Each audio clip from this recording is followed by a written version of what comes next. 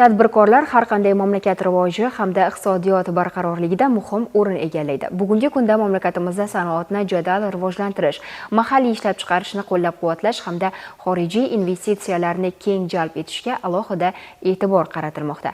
Davlatimiz rahbarining tashabbuslari asosida hududlarda zamonaviy, raqobatbardosh mahsulotlar ishlab chiqaradigan yangi korxonalar faoliyati yo'lga qo'yilmoqda. Ana shunday muhim loyihalardan biri Sirdaryo viloyati markazi Guliston shahrida ishga tushirilgan polipropilen qop ishlab chiqarish korxonasidir. Guliston shahri sanoat salohiyati yana bir yirik investitsiya loyihasi bilan boyidi. Polipropilen qop ishlab chiqarishni tashkil etish loyihasi doirasida yangi zamonaviy korxona o'z faoliyatini boshladi. Qiymati 12 million AQSh dollariga teng bo'lgan mazkur loyiha hudud iqtisodiyotini rivojlantirish, mahalliy ishlab chiqarishni kengaytirish va yangi ish o'rinlarini yaratish yo'lida muhim qadam bo'lmoqda.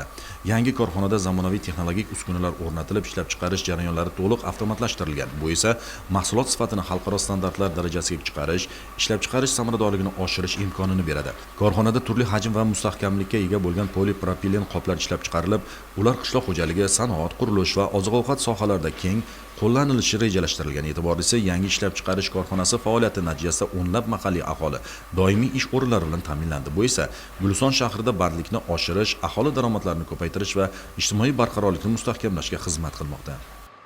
Bizning korxonamizda 5 xil turdagi polipropilen mahsulotlar ishlab chiqarishga mo'ljallangan. Korxonamiz negizida yangi korxona tashkil etilgan bo'lib, loyiha miqdori 5 million AQSh dollarini tashkil etadi.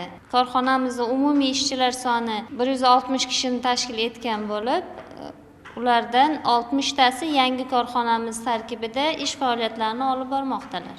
Ikkilamchi xomashyodan tayyorlangan polipropilen qoplari ishlab chiqarishga mo'ljallangan. Mutaxassislarning ta'kidlashicha, mamlakatimizda polipropilen qoplarga bo'lgan talab yildan-yilga ortib bormoqda.